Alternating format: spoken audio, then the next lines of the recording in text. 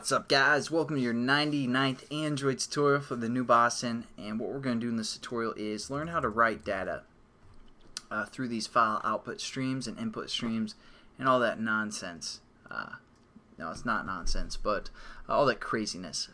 So what we can do is basically I show you guys how to open a file through the file name here, and then we closed it within our onCreate. So that's basically saying, hey, if we don't have this file name, we're just going to set it up for the most part and close it.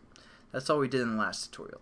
Now what we're going to do is we're going to open it, write something to it, and then close it. So we have this file output stream, right? And we call it FOS. And what we're going to do is, again, we can just say open. Actually, let's set up our edit text, or our string first.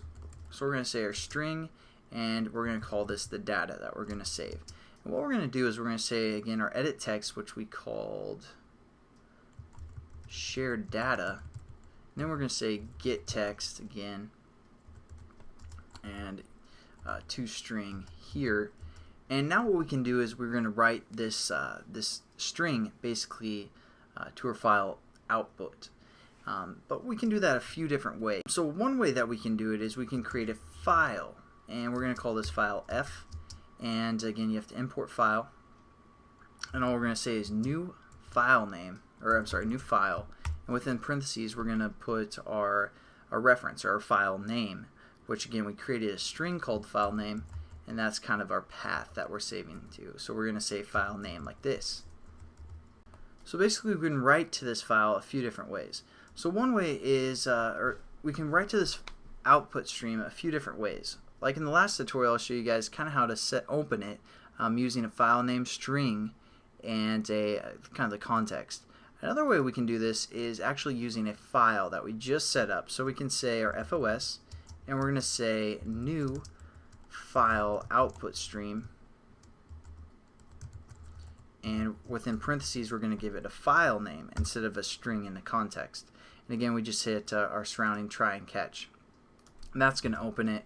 And then we can also do FOS.close, and we would write within here, write some data within this line. But we aren't going to actually use this method. I just wanted to kind of show you guys how you can set up a file according to a string name, and then use just a new constructor basically that's going to send it to the file output stream class. What we're going to do is we're actually going to comment out this whole line of code, and I've showed you guys, you know, just forward slash, two forward slashes, and we can say saving data via file, something like that. But that only codes out one line of code. You guys probably know this if you've done Java, but we can also just say /*, and it's going to code out everything until we do something like another */. So now it's just going to comment out this block of code here, since we are actually going to use this methodology of saving data. We're going to actually kind of use the same type of setup that we did in the last tutorial. So we're going to just say FOS equals open file output, and then we give it again the file name, which is a string, comma, context dot private mode for the most part, and we're good to go. We've opened our file output stream.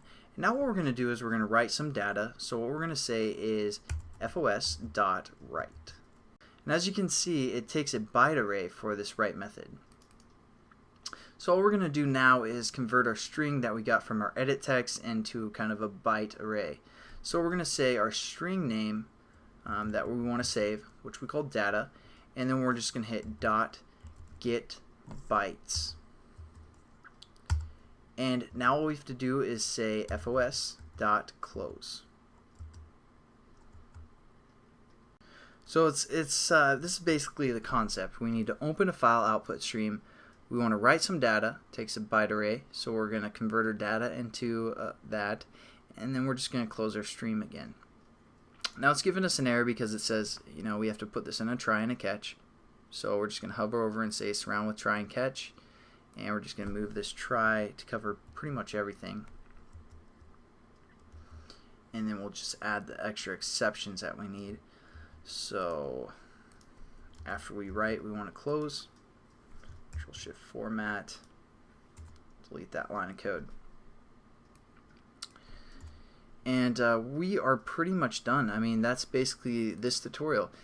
Just basically, we learned about this write method, a few different ways that we can save via, you know, either creating a file from a string and then using the file output stream to create that,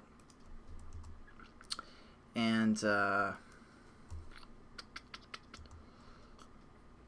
then also just using the open file output, which takes a string instead of a file, an actual file type variable, and we set the context to private. And then we just surround that with a try and catch, which catches the input output exceptions and prints it to the stack trace. So that's pretty much this tutorial, guys, and I'll catch you in the next one. We're actually going to learn how to load the data, and we might learn about the async task class and what that's good for. So I'll catch you guys then. Have a good one.